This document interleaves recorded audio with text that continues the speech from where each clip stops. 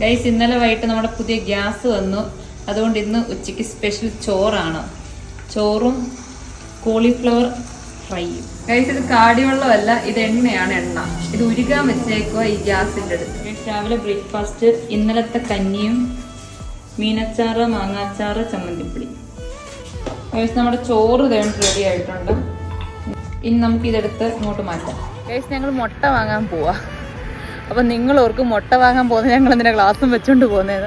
ഇവിടെ ഗ്ലാസ് വെച്ചില്ലെങ്കിൽ പിന്നെ നമുക്കൊന്നും കാണത്തില്ല ചുറ്റിനുള്ള ഒന്നും. അത്ര പൊടിയാ. പൊടി എന്ന് പറഞ്ഞാൽ കണ്ണു തുറന്ന് നോക്കാൻ പറ്റത്തില്ല, അത്ര പൊടിയാ. അതിനാണ് ഗ്ലാസും വെച്ചോണ്ട് പോകുന്നത്. ഇനി 2 മാസ്ക് കൂടെ വാങ്ങണം വെക്കാൻ.